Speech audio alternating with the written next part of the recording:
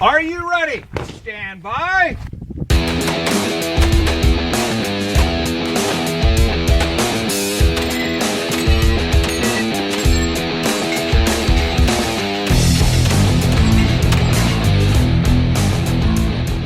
Welcome to the Three Gun Show, your source for technique, strategy, and match recon, brought to you by Armalite Rifles, LAG Tactical, and Breda Shotguns. I'm your host, Dave Hartman. This edition of the Three Gun Show, we talk with Tina Martin about self-defense as a road into competitive shooting and breaking down your shooting season into specific goals. This podcast is brought to you by Breda USA, Italian shotguns that are the best in the world. And this is a shotgun tech tip from Team Breda. Hey, this is Dave Hartman for the Three Gun Show, and we have Josh Tarrant of Team Breda, and he's here with a shotgun tech tip for you. Josh, what do you got?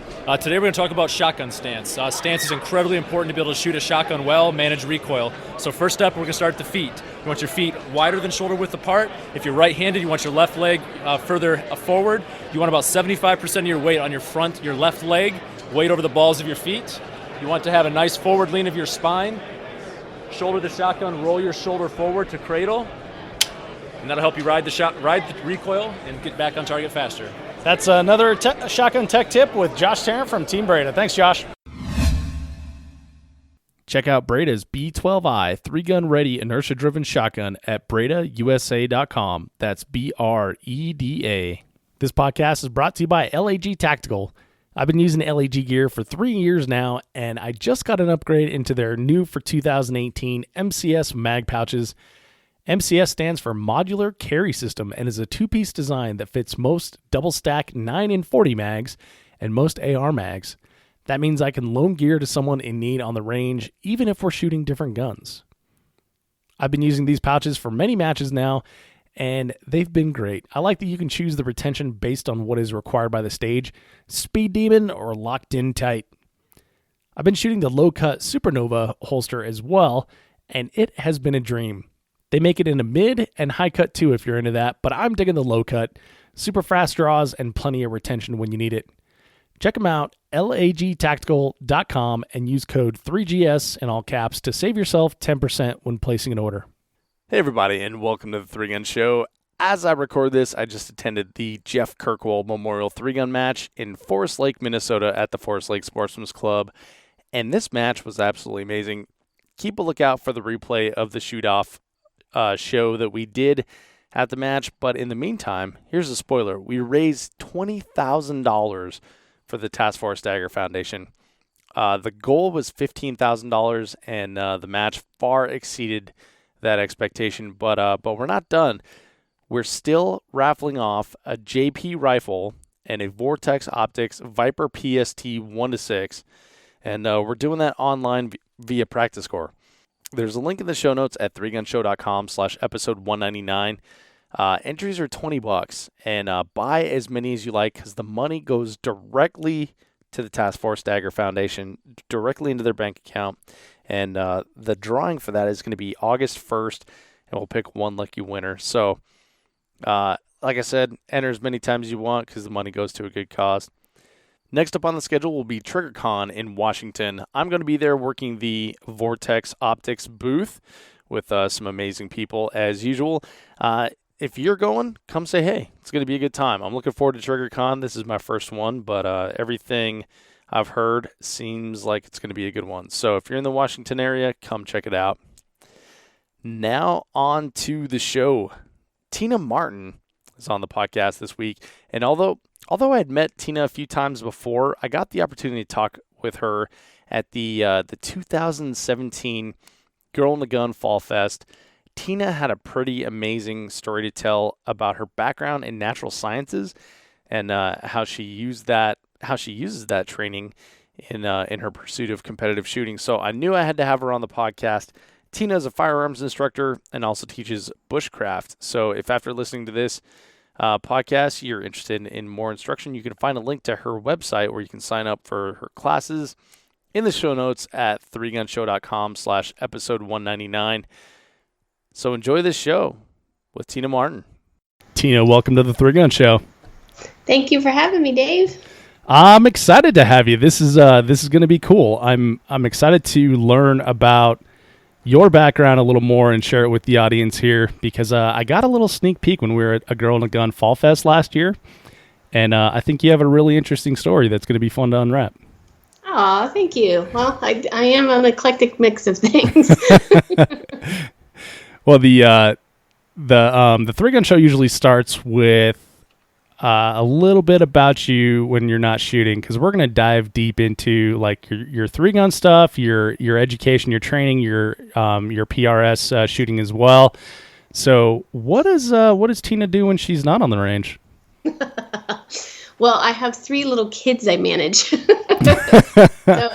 I'm mostly a full-time mom. I have a 7-year-old girl and then 2 boys who are 9 and 11.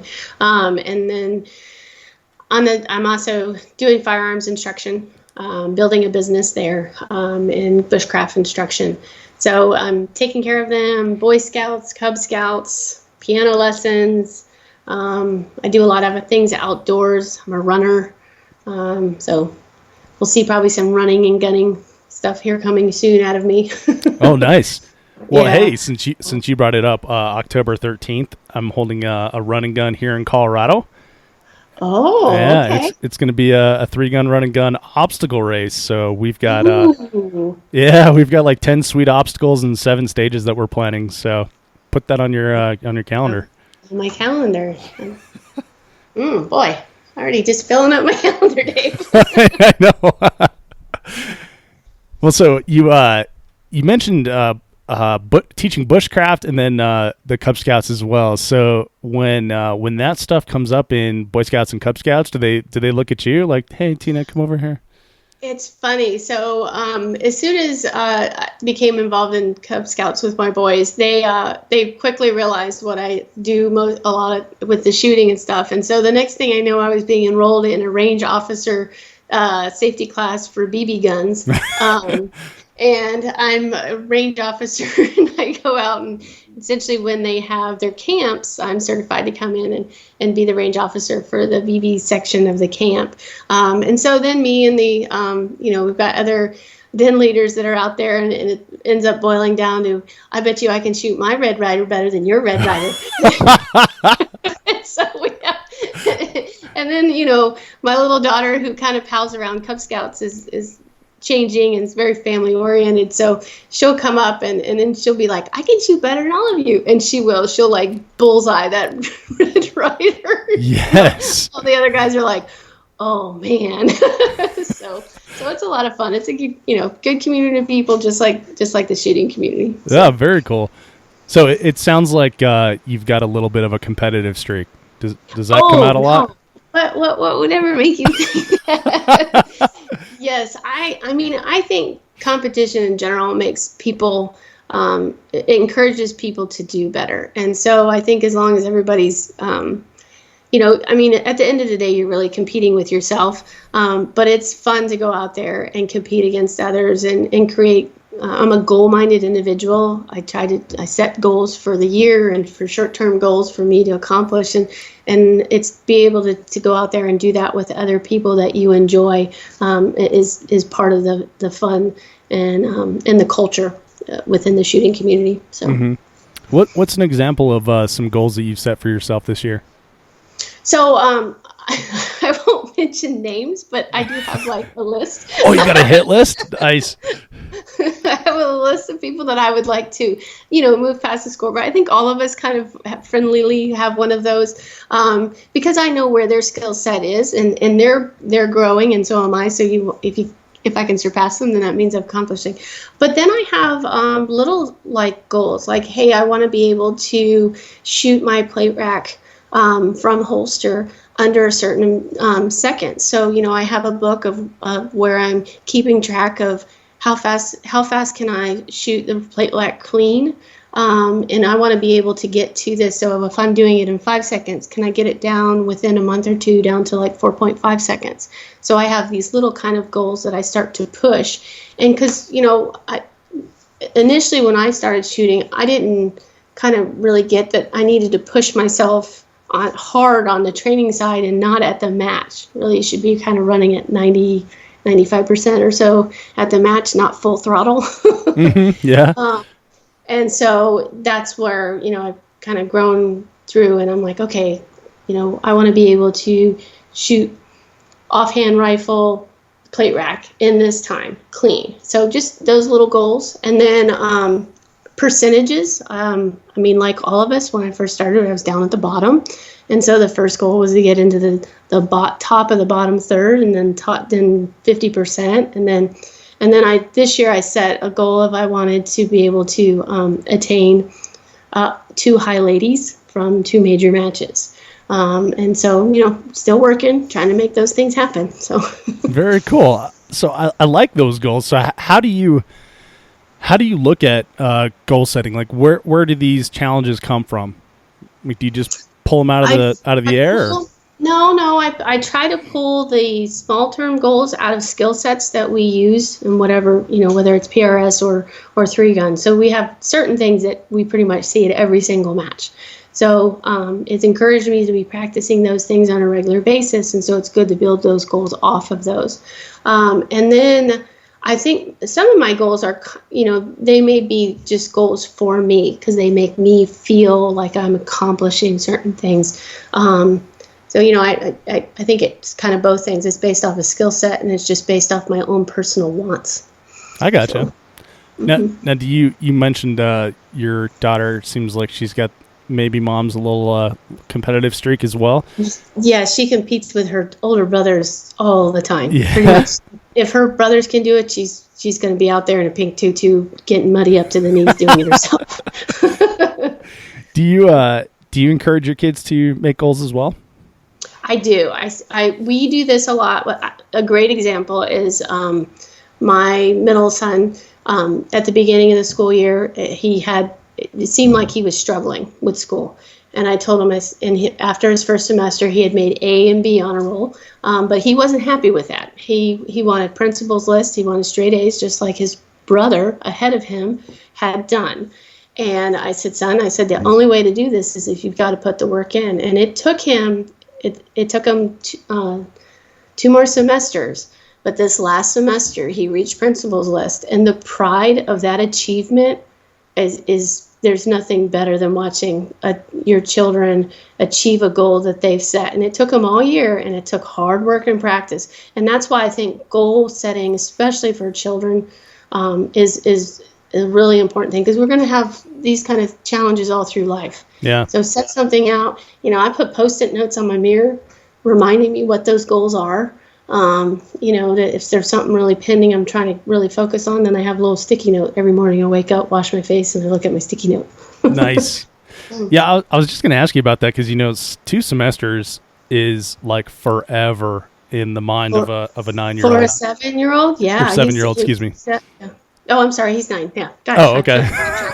He's 9. He just turned 9. So yeah. So but yeah, it is, and he had days of tears on the table because for whatever reason in our kids' school, 3rd grade is like a real hard homework year. It's where they get pounded with homework. So he was really struggling with that. And he's like, well, my brother and sister don't have this much. And I'm like, well, son, that's kind of how life is. People around you aren't going to have the same obstacles that you have. Yeah, that's truth. That is very much truth. It's all in how you deal with them, right? Exactly. Yep. Very cool. So, Tina, when did shooting come on your radar? Oh, so 15 years ago was the first time I picked up a firearm and shot one. It was a Glock 19. And at the time, I was a field scientist and field ecologist. And so when you're a field scientist, you're out in the woods doing research. Usually we're in a remote place because you're looking for animals and plants, and I was a plant biologist. And so I'm kind of out in the woods by myself on a pretty regular basis. And then at the same time, I did a lot of rock climbing and hiking. So again, pretty much every aspect of my life, I was out in the woods by myself with a small group of people. And you become very self-aware of what you are capable and incapable of dealing with. And so I became aware that I needed to figure out some sort of strategy to protect myself, and not only just against humans, but against animals, bears, anything like that you could come up again. And at the same time, and I'll kind of hit this because I think we'll eventually get into it too, at the same time, that was where the skill set for bushcraft and things like that started to play into too. Well, started at the same time.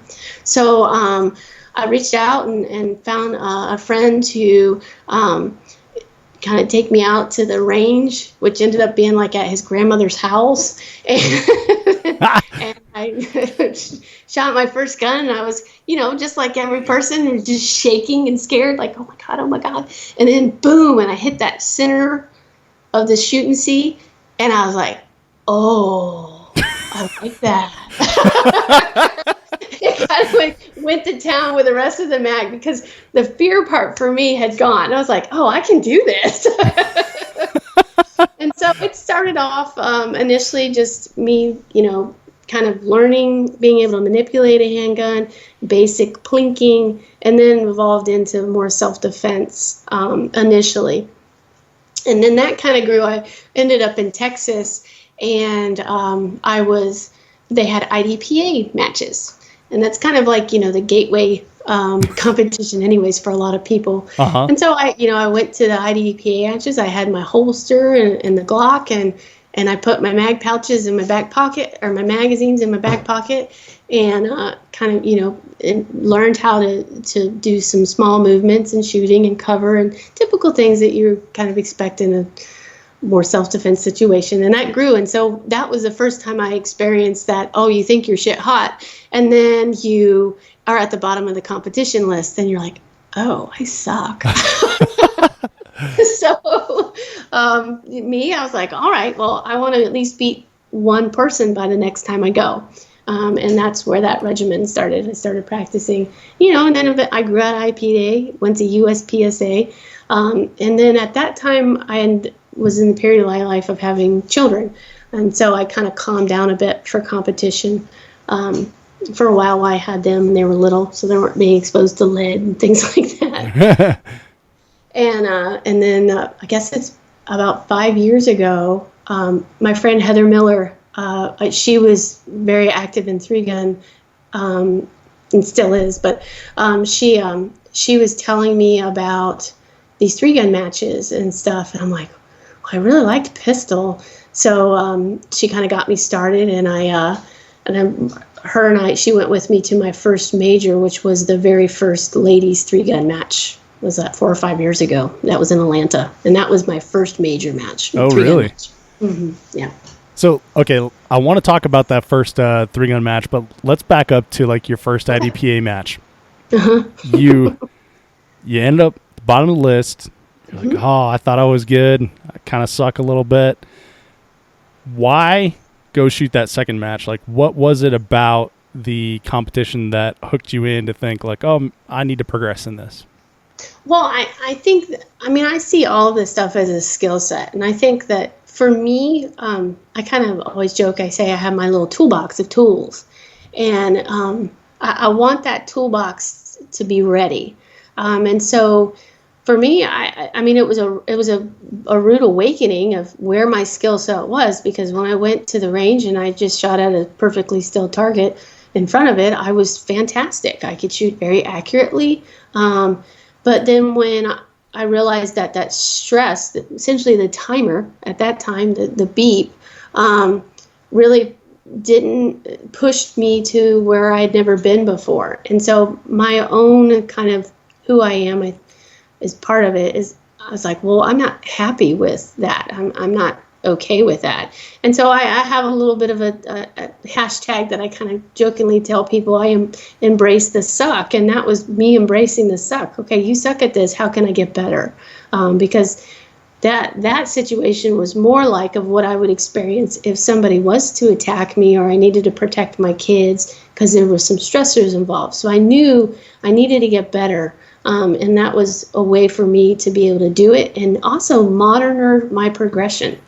Be able to see how well I'm doing from month to month. Because generally at local matches, we shoot with the same people. Yeah. So you get a good indication of how well you're progressing. Well, and IDPA has like their classification system too, right? So if you Yeah, can advance so- in that, then that means you're progressing as an individual as well. Exactly. Did you ever get classified in IDPA? I don't think so. No? I don't remember ever doing it, to be honest. I remember shooting classifiers, but I don't think I ever if I did, it's been so long ago, I just don't remember. But I don't remember actually. I remember in USPSA, starting to look at those classifiers and actually practicing classifiers. But initially, I think I was just so new to competitive shooting, I didn't even really realize what I needed to do to work towards. Me, it was just where my name was on that lineup. I gotcha. All right, so your first 3-gun match was, I don't remember what it was called. It was like Brownell's. It was a Brownell's ladies. Lady 3-gun, is that right? Lady 3-gun, yeah. Yeah, okay. It was Lady 3-gun. So first of all, what made you sign up for that match? Did it take coaxing? Was there any sort of hesitation, or were you all in? And then what was the? This is the crazy part of me is I really don't have any problem taking both feet and jumping. It's really probably not a great quality at the end of the day, but if something seems like I really want to go out there and try it and do it, I'm all in. Let's try it. Let's do it. So yeah, I was able to. I had a rifle. I had I still have it. It's a 1187 Remington. It was just this. I called it Woody because it was a wood shotgun. Nice. Put an extension on it and rolled. Didn't even know how to really twin load or anything. I was literally one by one shoving them into the shotgun. I looked at video of it the other day from that match. I'm like, holy cow, that's a huge leap. Yeah, no kidding. Back. So, I wanted to learn. I thought it looked fun and exciting. A whole bunch of women doing it. I'm like, well, this is fantastic. Let me learn. Not only can I learn on pistol, I can become more skilled in rifle and shotgun. So. That's cool. So, so you went to that first match, had a good time. Mm-hmm. Yeah, and I did actually fairly well too, which was surprising. Well, you had already had USPSA and IDPA competition experience, right? So you had some sort of sense of breaking down stages. I did, and then Heather had given me some advice, and so I had quite a few people around me, kind of helping me and coaching me. It was just honestly what probably was okay, how do I load this shotgun? Because that was the part that took time to figure out. Yeah. Because I had already done some carbine work. I had taken actually some carbine courses out in Texas through Rifles Only. So I already had some good experience of movement with a carbine and pistol. So. Gotcha. So what did you think of the shotgun the first time you picked it up and shot a match with it?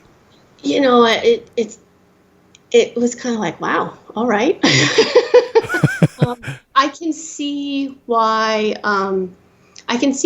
People don't ever make the leap from 2-gun to 3-gun.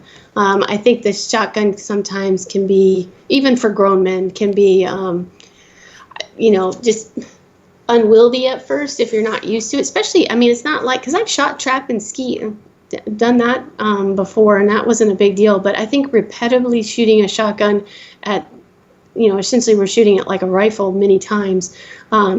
It is taxing. So at first I definitely was like, oh, okay. And then, I had the sore shoulder like most new shotgun shooters do to 3-gun. And I was just like, okay, well, and I took my time progressing. I shot a heavier shotgun for a while to eat the recoil up so it didn't transfer to me.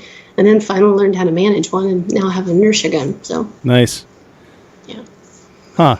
Okay. Well, so what are your thoughts on the shotgun now? Oh, I love it. It's fun. Yeah? Yeah, and I'm that's kind of one of my short-term goals now is I recently got to do one of the shoot-offs at the 3-Gun Nation South Regional. Uh-huh. And literally was standing there and Dan Horner was over by me and I'm like, Dan, I've never done this before. Do you got any pointers? What does he know? He's only an expert. Might as well just go to the top, right? Yeah. And he gave me some fantastic advice, and I went out there, and it was funny because for me, guns they're initially when you start shooting them, there's the whirlwind of shooting the gun. But then once you get past that, you start to actually feel how the gun operates and how it moves and stuff like that. And I finally gotten to where a shotgun where I can actually, on my Brita, I can feel when it starts getting down to those last 3 shells. Oh, really? Like the recoil starts feeling different, and it's probably the weight of the gun shifts. There's a lot of things, and the science part of me is constantly trying to figure out what parts are going on and why is it doing that, and how can I kind of figure that out, because it helps me understand the gun better. But I go up there and it's this array of clays that I've got to shoot accurately and as fast as possible to get on to the next stage. And for me, I kind of feel like for a while the shotgun's been my weaker gun. But I went up there and was like, did what Dan told me, did what I was supposed to do behind the gun. And that really spurred on this excitement for me, because I went to town and I pushed myself and I'm like, oh man, I want to be able to do this faster and faster. And that's what I've been doing at home. I have clay set up and I try to push through them as fast as possible as my next little skill set, because I have that time under pressure of what I did it in, and now I want to push harder. So the next time I have one of those shoot-offs, I'm not going to be afraid of it. I'm going to be like, oh, I've done this. I'm good to go. I love that attitude. Do you remember what Dan told you that helped you out in that moment? Dan, and I can't remember all the details because I was in that whirlwind. I need to sit down with him again and ask him what he told me. But really what he told me was just focus on that gun and that target one at a time. Like, essentially push everything else that you can out and focus on the job at hand, which is, it's kind of obvious advice, but I had one on the second time I did it. I had one of the rifle plate racks that essentially was my demise, and I was listening to what he was telling me all the way to that last plate, and then it's like, choo, my brain turned off. Like, I gotta leave here and go to the next gun. Yeah, exactly. I was thinking about going to the next gun and not that target. Mm-hmm. But that's it's simple advice, but spot on. So. It's always the simplest advice is the hardest to take too, right? Yeah, I agree. It's like you want to smack yourself. You're like, why didn't I listen to that? All right, so we talked about your first 3-gun experience, and then you pretty much dove in after that. What was your first major match experience like outside of a ladies only match? What were the differences that you saw between the two? Well, and I guess that, initially I was a little worried about, because, even 4 or 5 years ago, there wasn't nearly as many female 3-gunners as there is now. Like, we're all popping out of the woodworks now. Yeah. We're all over this. But even now, it's such a small percentage of most matches I go to. It's yeah, and it really depends on where you are in the country, because it seems like in the Southeast we've got like a ladies invasion group. Yeah. Come in and take over whole squads. So at the Task Force Dagger match that just happened last weekend, I think we had 15 ladies, which is a good number of ladies considering. Yeah, for sure. It's still, there's 270 shooters, so 15 ladies really isn't that much. But we kind of grouped together to kind of help each other out. But I did have that initial feeling as a female shooter, like, oh, there's all these guys here, and I'm not that great. I'm new at this, but I try to just push that away, because I try to think of myself, and when anything I do that's new, I go, all these people have had the same experience you've had. You've been the first person up, new, you've never done this before. Just get up there and do the best you can. And that's what I did. And I think sometimes when you're scared and new, you might put off like the wrong kind of vibe. And I've seen sometimes I've seen female shooters do that, and they're a bit standoffish because they're new and they're worried how well they're going to be viewed by the other shooters. And instead, I think it's best just to relax. There's going to be a lot of people who want to help you. If you want to take their advice, you can take their advice. If you don't, you can say, oh, thank you, and then you just move on. And that's, I started really in the Tar Heel, when Tar Heel 3-gun was active. That was the group of shooters that I got to shoot with on a monthly basis. And, I was really lucky because I got to shoot with a great bunch of people, but then I also got to shoot with a lot of high-level shooters early on. Right. And so I got to see, what a lot of advanced techniques, which I still haven't, figured all out yet. But it was, a good group of people that were willing to help, but didn't overstep in their help too. Like, I had one stage where I cried. I remember it was Jeff Barquin was the RO, and I mistakenly put my barrel on the prop, and so my rifle was shooting high, and I didn't shoot any of the long range targets. And so I literally was stomped off, all pissed off at myself, and then went back to my car and I cried. And then I put my gun in there, and then Jeff waited. He watched me do all that, and he waited until I calmed down, and he's like, "Can I offer you some advice?" Apparently Jeff is happily married because he understands how to work with women. But he was, told me what I was doing, which I had no idea at the point, and I've never made that mistake again. Yeah. Yeah. I struggle with that one because I've done that one several times before, but it's only because I've done it before that I don't do it now. So when I see learn the hard way. when I see people doing that at a club match, I struggle with well, do I help them out in the moment, or do I let it suck hard enough that they never do that again? Yeah, it's a hard balance, isn't it? Yeah, it really is. Yeah, I mean, because you can only be told what or how hot the pot is so many times before you just want to touch it yourself, I guess. Yeah. And some, and I think too, people aren't always ready to take the advice when you're ready to give it. And finding that optimal time is kind of critical as somebody who's helping other shooters get better.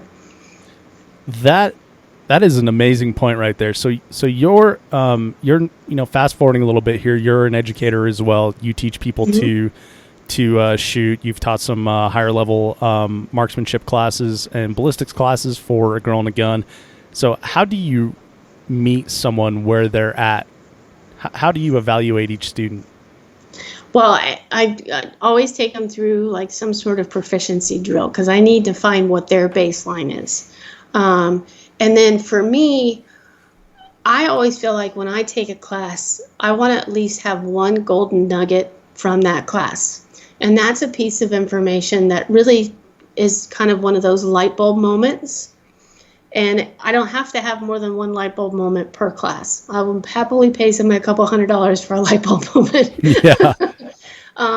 Because it's usually one of those things you realize that you've been doing for a long time. You're like, oh, and it will make you make a leap in your abilities or your skill. So I try not to overwhelm, especially newer shooters. You'll see a whole bunch of things that they need to change, and it would help them immensely. But that doesn't mean that they're mentally ready to do it. Right. So that's kind of I think we've talked about this before, Dave. I'm kind of a person who really watches a lot of what's going on, the actual expressions of somebody, their body language and those things. And a lot of that tells me how fast they can intake information. If they're struggling with me giving them one or two instructions, there's no point in me overwhelming them with a whole bunch. So I always establish a baseline, and then I start to feel how fast that they can take in information. And in an instruction, I usually only give them one piece at a time, and we go from there. And some people aren't, and you may touch upon something that somebody else has taught them, and they're not willing to let go of that information yet. You just have to, as an instructor, go, all right, I'm going to teach you this. If you don't do it right now, that's all right. Maybe a few months down the road, I've planted a seed, and that seed will grow. So I'm really just there planting a bunch of seeds, hoping that the knowledge grows in them. I like that analogy. Yeah, that's really cool. So overwhelm is definitely a thing, especially when you're talking about 3-gun and maybe someone's first club match or someone's first experience. And I find a lot of times, not everyone's like Jeff Barquin, right? So right. there's people when when, unload should clear, you turn around before you can even go and cry at your car, you're getting 35, like, hey, you need to reverse kneel. Hey, your barrel was touching this. Hey, you're doing this. You really should replace that scope. It's like, whoa, guys, like, shut up. chill out. Yeah, exactly. A lot of times I think we should assign someone like a squad buddy, and like, hey, this person is only going to take instruction from Tina during this match because everything else that we just throw at this person is going to overwhelm them. So let's let them get all their information from one source. What do you think about that?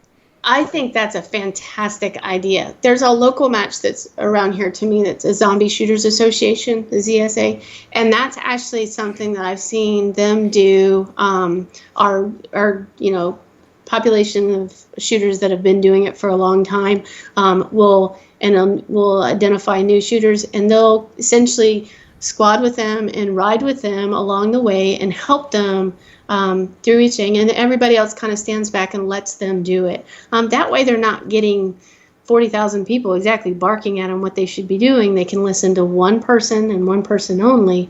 And then, us as shooters, if we see something that maybe that the mentor isn't bringing up, you can bring it up to the mentor and not to the actual new shooter. Right. I think that's a fantastic idea.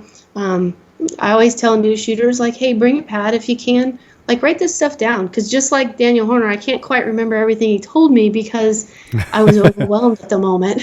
Yeah.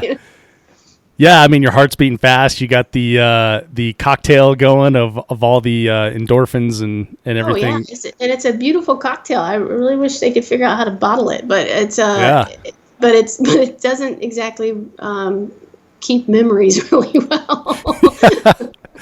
Yeah, the cocktail's interesting. So I was thinking on the ride home yesterday, because I mentioned I have a 2-hour ride to the range. So usually I have a 2-hour ride home.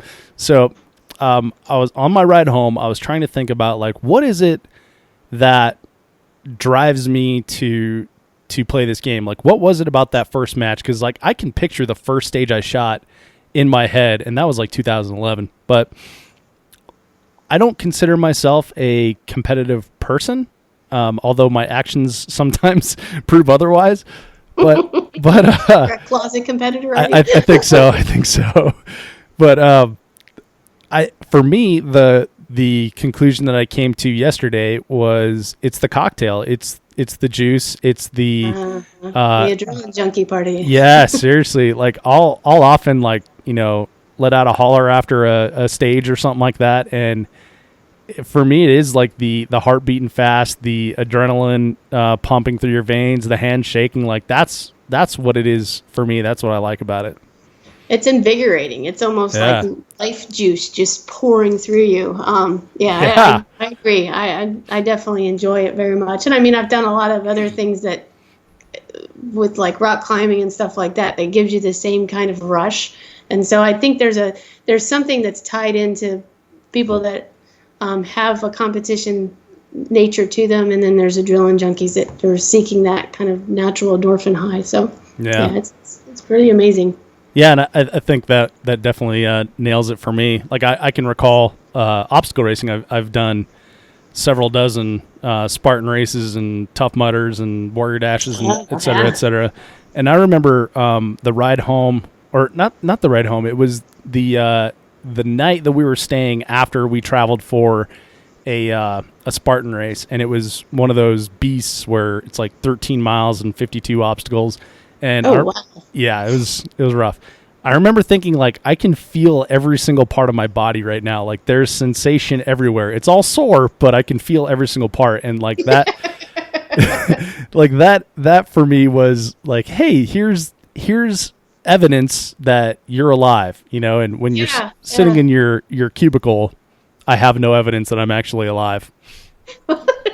I've done some half marathons and trained for a marathon, and people are like, why would you do that? And I'm like, because I want to see what I can do. I want to push myself to see what I can actually accomplish. Or when my kids were little, like talking about defensive stuff, I got worried for a period of time where I was worried that, like, if we have all these things that happen in our country now, or shootings and things like that, and I wanted to be able to get pick up all 3 of my kids because they were all little Mm-hmm.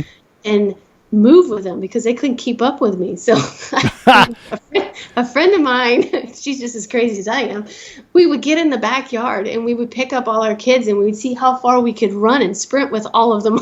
Oh, that's awesome. So, and it was like, okay, I don't want to be the first time I ever have to do this to be the first time I ever had to do it. So I'm going to practice what this feels like, how much I can maneuver and shift and move with like 3 kids. And then my kids knew what it was like to be attached to me and hang on for dear life. So, yeah, I'm crazy. That's great. At what point did you stop doing that? Probably when all they hit weigh, teenage like, life, more than right? 50 pounds. So like, it's like me dragging a dummy now. With all those kids. And I found out just how bad I am at that with the task force stagger match. Oh yeah. Yeah. Yeah, so I saw some footage of that. You know, you had to drag a dummy from a box to a box, and then you started shooting. How much was that dummy? How much did it weigh? It was a 200-pound dummy. Dang. Yeah, so I'm like, a whole $125, and I'm trying to like fire this thing up. Once you got it started, it was fine. Now it was in a box, so a couple of our shooters, it would get a little hung on the box too. Yeah. So you're trying to pull against it getting hung. But it's not easy to drag 200 pounds if you're not used to dragging. Now you could see the military guys that do it on a regular basis, like you could see it was much easier for them. Yeah, you can almost pick out like the guys that were football players. Watching all the videos on Facebook. I noticed how they plowed through, right? Yeah, I noticed it most in Dylan Easley because he played a bunch of high school ball and stuff like that. He always tells me, so he must always relive it. But I'm just kidding. We love Dylan. I know for I don't know if it was true for the whole match, but I'm pretty sure for most of the match he had like the number 1 slot for that thing because he just blasted through that whole stage just like a football player. Yeah, he's a tank. Amazing. Yeah. All right, well, Tina, I want to go back to something that you talked about earlier. You said that you were a field scientist, so you sought out firearms training because you were off in the woods by yourself. So what exactly did you do as a field scientist? So I did kind of a lot of things in science. I started out actually in the lab part of it doing molecular evolution. So using DNA to understand relationships between different species of animals and plants. And that's so my degree is in botany. And then I worked in several different labs over the years. And so that's where I started out. And then I went into ecology, and mostly on the plant side, and understanding how plants mostly are related by fire in the southeastern United States, because we have natural burns that go through, and a lot of those plants and animals are actually rely on that fire to go through so that they can, some of them require, if you look up my name, not that I'm telling you to do this, but there's a plant called Arista districta, which is called wiregrass, and it's a fire-dependent species. It doesn't bloom unless it's actually burned at a certain time of year, and I wrote a monograph on that plant. So started doing that. I did things. I was a wetland biologist for the state of Florida, so I identified wetlands and wetland lines, and then I taught a lot of the agencies in Florida how to do that. And then when I moved around the country, I kind of took on different jobs in different places. Like in Texas, I worked for the Wildlife Research Institute in Kingsville, Texas. Here in North Carolina, I did micro heart surgeries on mice. What? Yeah. They're looking at how nanoparticles are intaked into the heart, and when you have an ischemia, which is a mild heart attack. So we would actually have to open a mouse up and perform a mild ischemia event on it, inject it with nanoparticles, and then keep that mouse alive during a couple-hour process to see how it works. So I've done a lot of really cool things in science over the years. So you actually induced the heart attack in the mice? You didn't just find the old decrepit ones who lived a hard lifestyle? No. These were your typical lab-grown mice, and yeah, you actually tied off a tiny little artery on the heart, which you can imagine how tiny a mouse heart is. It's about as big as your pinky nail. Oh wow. So it's you're doing small, tiny manipulations, and you're using a thread, and you're essentially tying off that area of the heart, and so it doesn't get blood flow. Mm-hmm. So, and they had to, we give little tiny trach and everything on these little tiny Oh, mice. no kidding. Yeah, it's pretty tedious. Oh man, my imagination's going wild. I kind of want to see a photo of like what that looks like with. Honestly, I don't think I have any photographs of it. I was so in what I had to do. All right. Well, if you ever come across one, I totally want to check it out. Okie dokie. Well, does your background in, well, before we get to that, what was your like favorite area? So you're you're an ecologist. Different areas of the United States are completely different. It's almost like a different planet, right? When you go to like it really is. the Yeah. Southwest United States, where SUPS is, it looks 100% different than like West Virginia, right? Mm-hmm. Yeah. So, what was your favorite area to work in? God, that's hard. Yeah. I think probably my favoriteest place I've ever been in the U.S. is, and I would, but people may not even realize that it's even there, is in Northern California. There's an area that has some really amazing carnivorous plants. It's north of the and there's some different types of carnivorous plants that grow in that area. Mm-hmm. And I can give you a bunch of scientific names and you'd be like, huh? But it's extremely lush and beautiful, but there are like rock faces where there's all this kind of really cool moss that's growing down there because the water is seeping out of the rocks and dripping down. And I do have photographs of this. And then there's all these pinguiculas, which are these butterworts. They're kind of a type of carnivorous plant that the bug gets on the leaf and it slowly rolls up. There's sundews that it hits on the dapadru and the little leaves roll up. But there are all these extremely adaptive plants that grow in this area. And there's also an area in the southeastern United States that has Venus flytraps and things like that. They're very, very similar.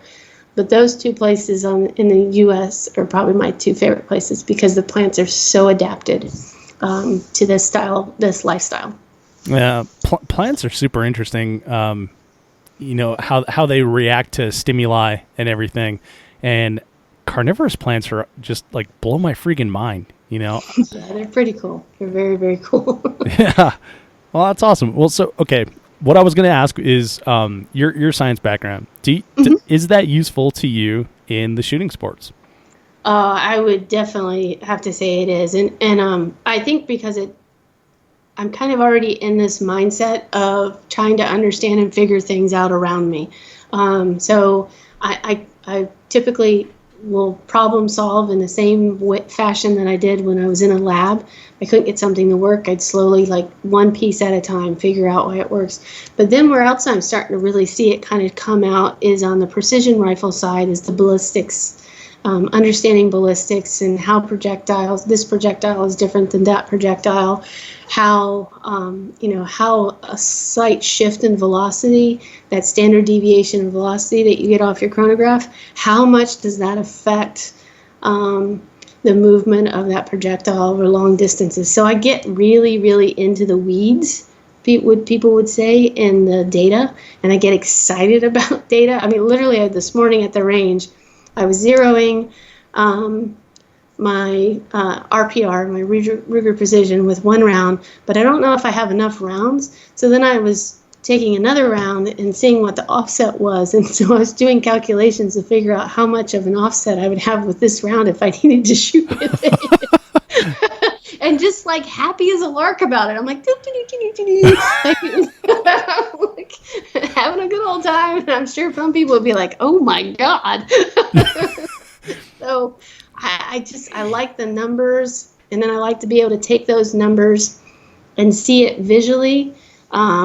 and then being able to, and then figure out a way that I can take that information and be able to teach others it. And that's kind of part of that teaching aspect, is I like to be able to share in my enthusiasm, but not show how smart I am, but show them, kind of give them the passageway of seeing it, and they may not use it or anything like that, but it's neat to see light bulbs go on when they actually understand something, when they thought that they weren't capable of doing it.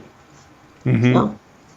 Interesting. So you mentioned precision. So have you made the so you're dipping in the water of transition, you're shooting PRS matches. Is that because of the math, that part of it appeals to you, or is it just a new challenge now? I think it's a new challenge. I think that the first time this was a couple years ago, I shot a target out at 1,000 yards. I was like, oh, wow, I can now reach people 1,000 yards. Like, it was this real, it's like I can reach out and touch out here. So I think the competitive side of me, that is very intriguing. Like, I definitely have, you talk about your goals list. I have on my goals list, I want to be able to do that mile shot. Oh. Yeah, I want to accomplish that goal. It's on the shooting bucket list.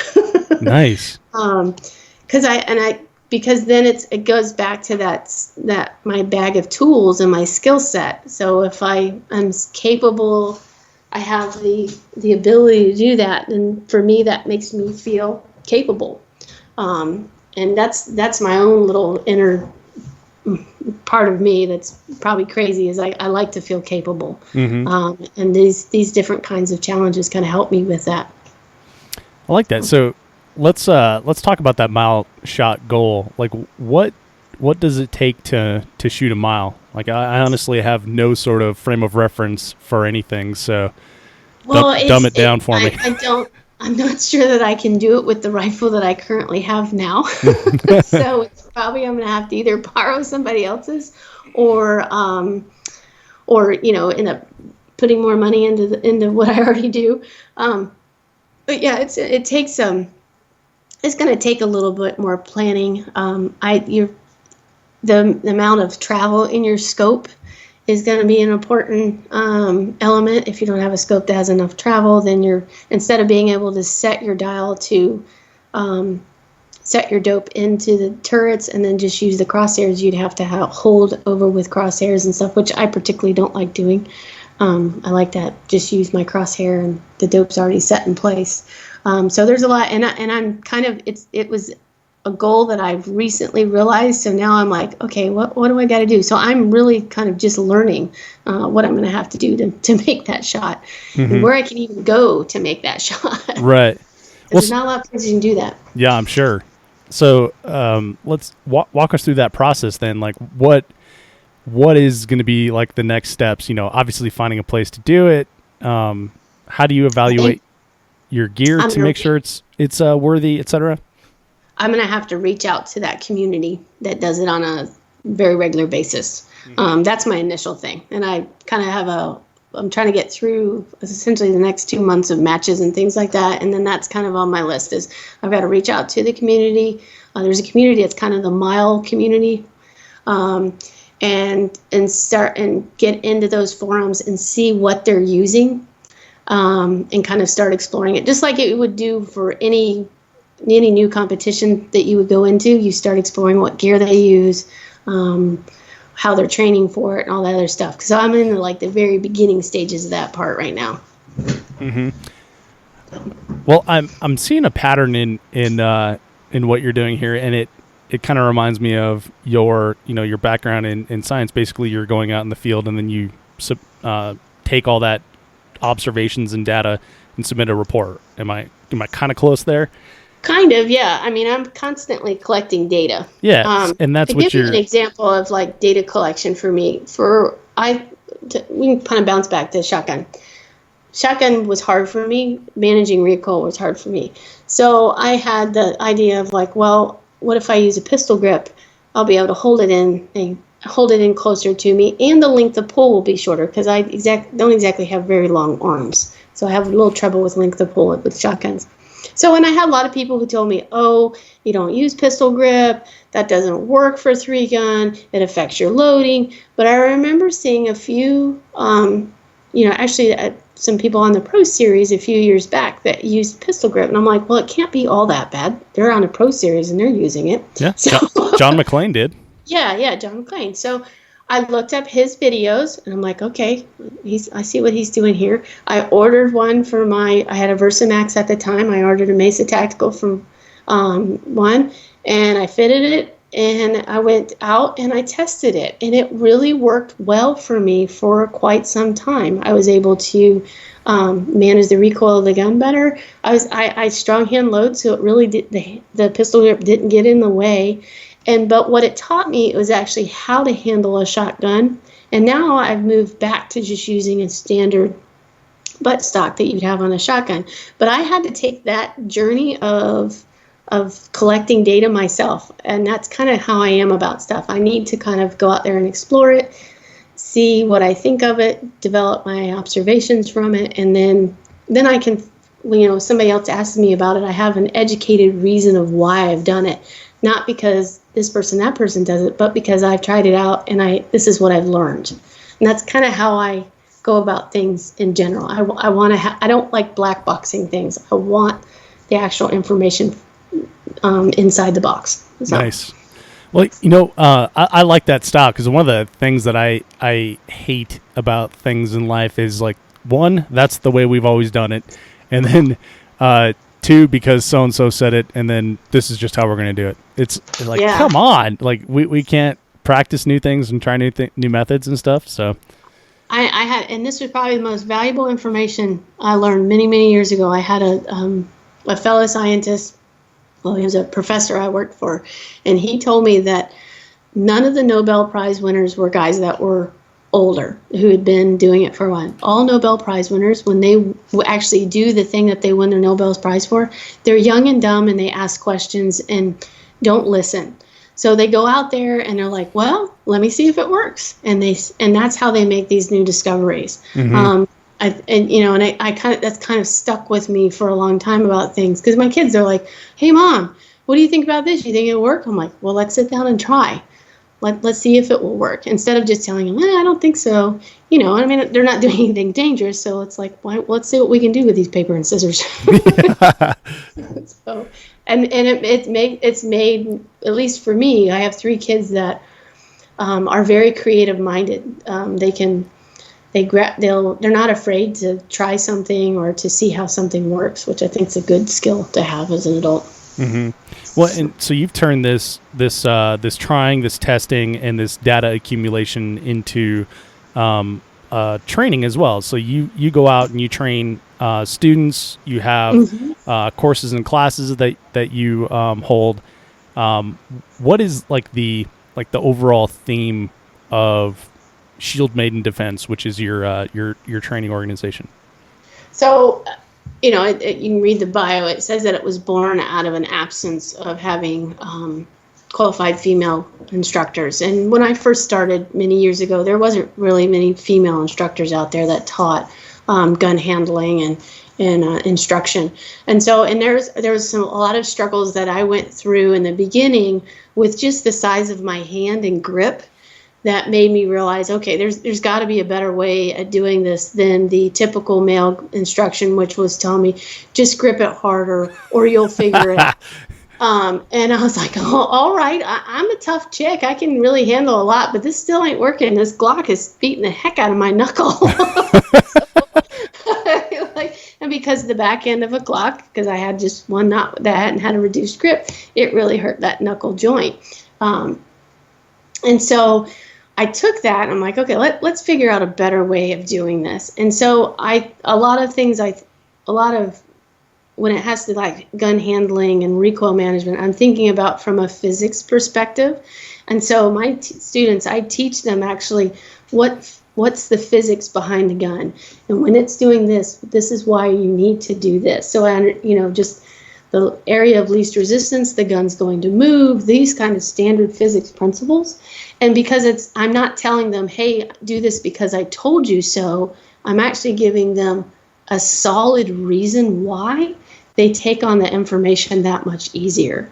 I think they want to know why, but they don't always know what questions to ask to get those answers. So I'm giving them that ahead of time. So it eases their brain just to take in the information.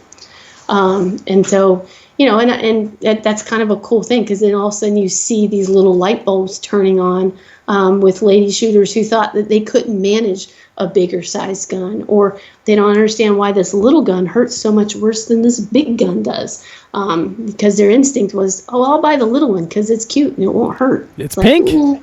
Yeah, it's pink. But so that's kind of the premise in which I teach. I don't want to teach anything that I don't feel comfortable teaching and that I have a good understanding of. But when I do have it, then it's very fulfilling for me to be able to do that, to give that information. Just like with the course that we talked about for Fall Fest this last year, the Know Your Dope course for 3-gunners. Often ladies don't realize what they could be doing, some easy things with their ammo and their reticle that they could be doing that would help their 3-gun game. And the number of light bulbs that went off in that class, I mean, we could have probably charged the town, because it literally, they were just like, oh, I had no idea. I didn't know it was, I heard that constantly. Yeah. And it was, that's empowering for me to be able to give that kind of skill. So I see that a lot in not just lady shooters, but everyone that's a newer shooter. They feel like, I'm looking through my scope, I see these crosshairs. Every single Mel Gibson or Bruce Willis movie I've ever seen has crosshairs on target, pull trigger, and that's where the impact is. So yeah, and they're like, I don't understand why I'm not hitting my target at 300 yards, and I'm like, wait. Exactly. So let's provide the audience with a little bit of value, some takeaways here. So what are some things that you taught in that class that you can give, like maybe some super tips to the audience here? So the super tip is, you've got your box of ammo and it has a actual velocity feet per second on the side of it. That's a good starting point, but depending on the length of your barrel, the actual material that the barrel is made up of, the gas system that you have on your gun, those are going to change that velocity, and it can change that velocity by up to at least 200 feet per second difference. And that 200 feet per second can make a huge shift in your impact with just, if you're using a BDC reticle. So the first thing that all those ladies that we did in their class was we chronographed all the ammo that they typically use for the match. I put a chronograph on the end of it, a magneto speed, and we chronoed it, and we looked at what their box told them that the velocity was and what the actual velocity was. And that was the first light bulb for all of them. And then the next tip was taking their BDC, because that's mostly what us use, and there's these little numbers that are on it that's in the instruction packet. Yeah. And I know it seems obvious, but so you can enter your data in Straylock or whichever. There's lots of different ballistic apps that are out there that are pretty straightforward. You enter that chronograph information and the temperatures that you zeroed your rifle at, and then you can take those. Whether it's probably MOA if it's a BDC, except for a few brands, but you take, if it says that it's at the second hash mark is at 2.4 MOA, well, you type that in there and you actually figure out what the yardage is on that line, because the brands tell us that it's 100, 200, 300, and 400, but in reality, they never line up that beautifully, depending on if you're using 77 grain, 69 grain, 55 grain, whatever. Yeah, it's very much different, and for me, and anyone that will accept my advice before they actually buy a scope, I try to steer people away from BDC reticles just for that reason. I really wish that, and this goes out to all manufacturers, I really wish that they would just do a standard mil gradiated reticle in these 1 to 6s and 1 to 8s. Have that as an option. I think, or even if you do MOA or mil, I think that's a way more useful tool than a BDC. Mm-hmm. I totally agree. So what do you prefer? Do you buy your scopes with MOA or mil reticles? It's kind of, for a long time I did MOA because it's easier to learn, especially new shooters, because just how the units are divisible. But anymore, I use a mill reticle for my precision stuff because I don't have to do as many turns on the turret. Right.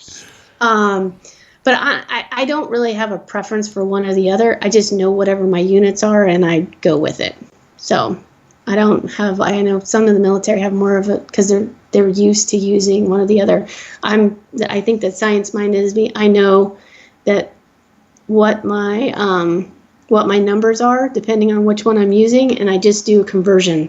It's just kind of like I've always remembered that there's 2.5 centimeters in an inch. It's just like there's so many mils in this and there's so many MOAs in this. So everything's just units for me. Nice. And do you do all that math in your head, or do you carry around like a dope book or dope card or anything? I have some of it is in my head because I use it enough to consistently, but I always have back check. I have something that I can, just in case I'm having a foggy moment. The 40s have not been nice to my brain. All right, so we have velocity. We have figuring out what the scope means. What are some other takeaways that you saw, some light bulb moments from the class you taught at A Girl and a Gun? I think people underestimate how much they should be practicing positional work, even in 3-gun and then precision rifle. Just getting on a barricade and going out and being able to shoot off of an unsteady target. I think we go to the range, we zero guns, in this beautifully nice stationary moment, and then we can't figure out why we can't hit the 300 and 400 yard targets at off of some weird truck bed or something like that in some weird angle. But because they forget that parallax and all these other things play into it. So I think that the other thing that they kind of realized, because we had a barricade for them to kind of get in uncomfortably, because we're all in different shapes and sizes. So they got to go shoot out to 300 to 500 yards off of this barricade. And it was humbling for some of them. They realized where they needed some work at. And honestly, you don't even have to live fire. If you've got a chair in your kitchen, and you can kind of get in and out of that chair, you get comfortable with a reticle moving through the target and pressing this trigger without disturbing the movement too much and getting that comfort level. Mm-hmm. And that's something that you do. I've seen your Instagram posts of you lying on the kitchen table and dry firing with your precision rifle. Yeah, and I will tell everybody, because I get all these messages like, your poor neighbors. My back window goes out to a big giant forest. I'm not pointing at neighbors' houses, I promise. Yeah. I actually have little tiny orange dots on my back fence in different sizes and shapes that I'm using to kind of hone in on and practice trigger press. Awesome. So. I like that. But yeah, the safety police are all over the internet, aren't they? Oh, gosh, yes. Everybody's judging. Yeah, no kidding. One of the other things I noticed, you were talking about parallax and awkward positions, is most people, or maybe not most, many people will, especially newer folks, they will zero their rifle at a range, right? And generally a range is going to have like some sort of concrete or wood table with a stool, mm-hmm. and so you're going to do it seated. And right. I don't know about you, but I can't remember the last time I sat at a nice bench and shot in a 3-gun match with my rifle. I don't think I've ever shot Like, I honestly, if you're going to zero your rifle, if you're going to do it in a position, why don't you do it in prone? Because we do use prone quite often. I think prone's a lot steadier. For a long time, I didn't do prone because I had some back issues. So, actually a disc issue that luckily this last 6 months I've finally been able to work out and can bend my back properly again. But if you're going to zero it at the range, just zero it in prone, because that's at least the position you're going to do. And zeroing in prone, there's a little bit of a difference than zeroing off a table too. But yeah, they really need to practice those positions. And like I said, you don't have to use ammo if you don't have the cash to do it. So sure. Well, we've been talking about a class that you taught last year at Fall Fest. Do you have any classes coming up that you're going to be doing? Well, I'll be teaching that same class at Fall Fest again this year, along with a competition pistol course. We're having at Girl in a Guns Fall Fest multi-gun match. We're going to have a series of instructions called 3-Gun U, and that's one of the courses that'll be offered with some other courses with shotgun and rifle. And in addition to that, I do private lessons. If you're in the North Carolina area, you can contact me, and I can do private lessons with pistol, rifle, or shotgun. And I also do concealed carry courses. And then I've been doing a modern survival course and a bushcraft course for the Girl in the Guns National Conference for the last couple years. And now I've opened that up to traveling to different places in the U.S. and teaching a weekend bushcraft and survival course. And all those courses are going to be offered on my website, shieldmaidendefense.com. Oh, very cool. So we'll have a link to that in the show notes if you can't remember that.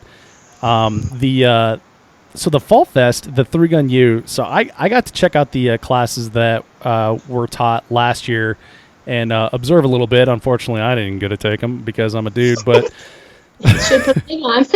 yeah, get a pink tank top and go sneak in. Oh, yikes. But the ladies that I spoke with that took the class, and that actually is how we initially got to talking, was one of the young ladies that was in the class was raving about it, and I was like, I need to go talk to Tina about this. But it sounds like there's a ton of value that can be taken away from those classes. So if you're going to a Girl in a Gun Fall Fest, definitely check those out. And bushcraft. So bushcraft, what are you teaching your bushcraft classes? So it's a basic bushcraft course. A lot of it is essentially like if you were out on a day hike or camping or something along those lines, and you got stuck out in the woods, would you be able to build a fire, build an improvised shelter, and be able to get some clean water? Because those are kind of the essentials that you'll need to get through either a night or a couple days to take care of yourself. I don't worry so much about food because we can go a lot longer without food, but we sure can't go long without water, heat, and shelter. Right. And so, like we did a quick course at National Conference, which really focused mainly on building fire. And, anybody can build a fire with a match or a lighter. And I can teach you how to build a fire with 2 sticks, but it's going to take longer than a few hours because it can be challenging. So with that course, I taught them how to build fires with flint and steel. And then some other, if you use a battery and some steel wool, those kind of techniques. But the flint and steel is something that you can easily have in your car or in a pack that's small, along with a little bit of laundry lint, and it can go a long way. And I had 15 ladies in each one of those courses, so 30 ladies I got to observe. I taught them the techniques, and they sat down in groups of 4, and I had heard so much giggling and excitement that I wish I could have recorded it, because they were so excited to do something to gain a skill that they've never had before, that with proper technique they could all perform. And so initially they learned how to do it with some dryer lint, because that's ignites nice and easy. And then I said, okay, girls, now I need you to scavenge around and find natural things that you think will light on fire.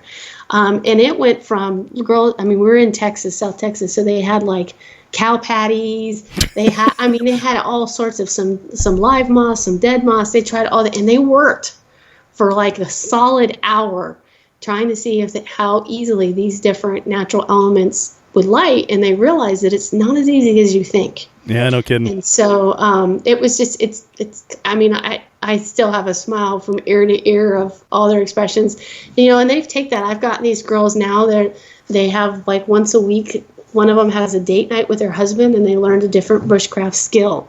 I've gotten them onto some different knot tying, how to build certain types of shelters. So some of them, we did a little bit of shelter building in the class.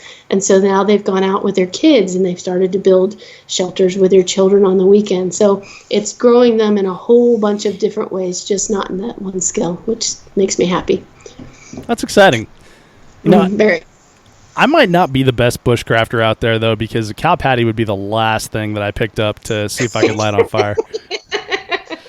I mean, different types of manure can light on fire pretty easily. But I was like, wow, these girls are not, I mean, they were not afraid. I need to put some photographs up because they were in it and full and then when one of them would get something on fire, the excitement of the whole group just cheering each other on, it's pretty amazing. I've got to say, like, I teach mostly women, so that's my perspective. But we in this day and age and culture and empowerment and stuff like that. To me, that's empowerment. Like, these women took a skill and they've learned how to use it. Like, they've become more capable in that way. And not that they need to go out and take over the world or anything, but at least they have a cool skill. If they needed to protect themselves or their family, they would have that skill set.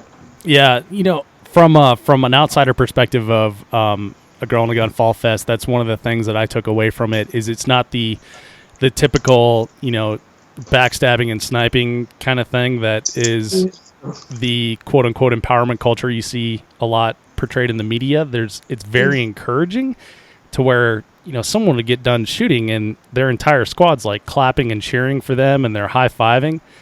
And the whole organization is really built off of that kind of mantra. Like, we want everybody to be successful, but also know that there's hurdles to do that, but that there's somebody there who's got your back to help you through those hurdles if you need to.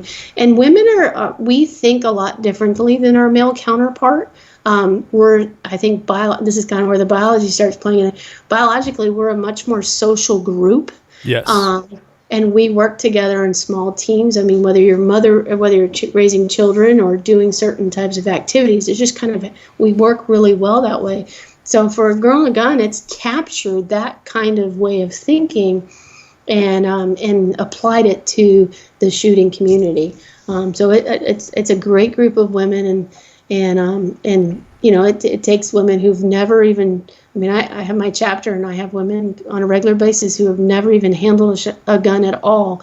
And, by the end of their 2 hours, they're shooting and having fun and giggling about it. So, yeah, good stuff. Good stuff. Yeah, and I really enjoy seeing that too. And it's the culture seems to be like not one of, excelling your growth by knocking someone else down. It's by bringing everyone else up, and I really like that attitude.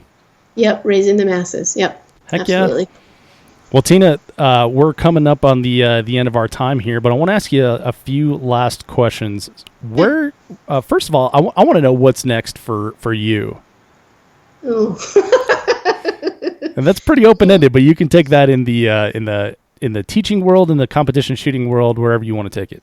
Well, I'm really right now I'm working on trying to grow myself as an instructor. So that's really where I'm hoping the next 6 months I actually have a good training program in play.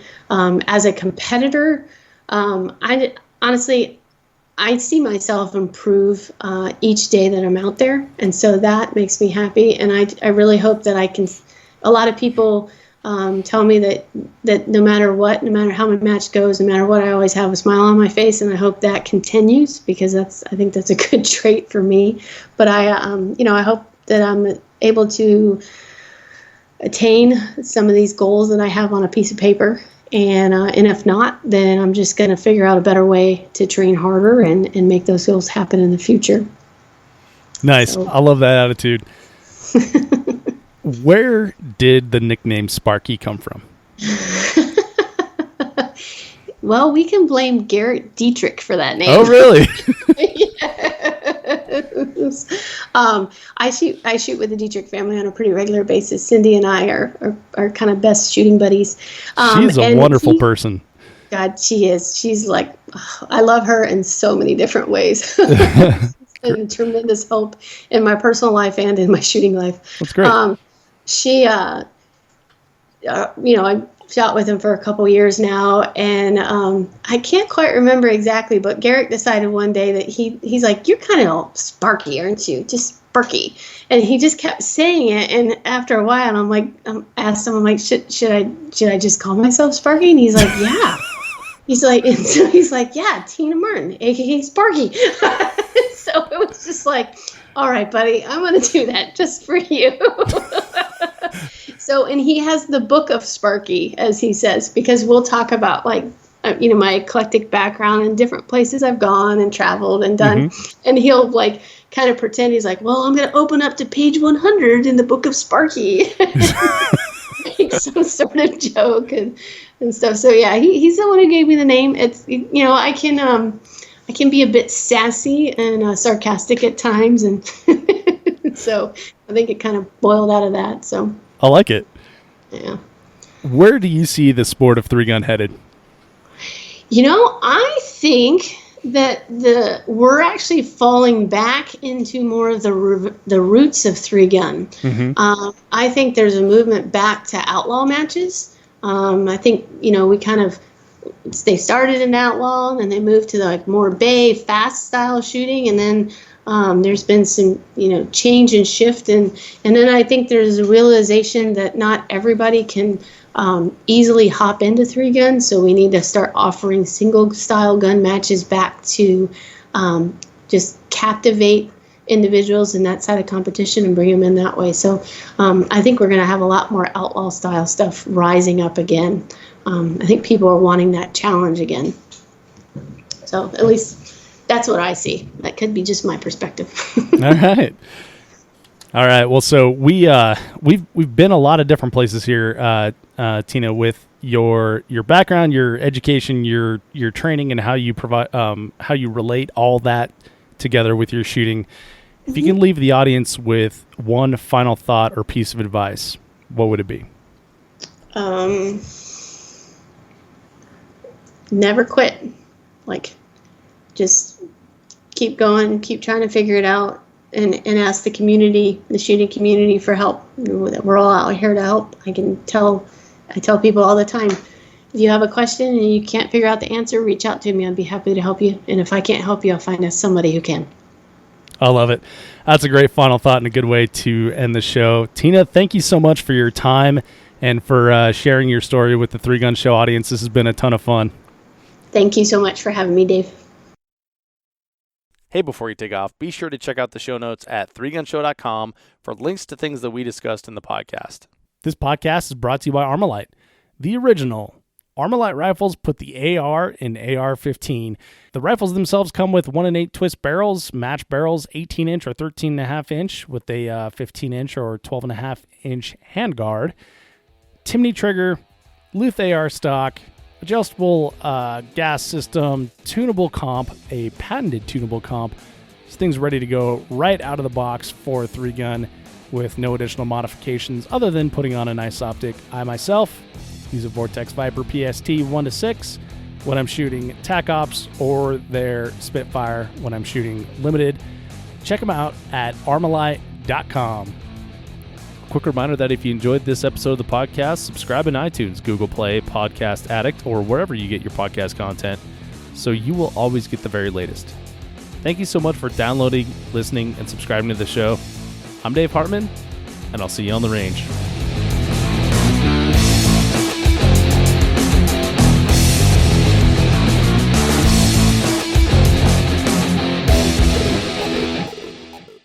If you are finished, unload, show clear.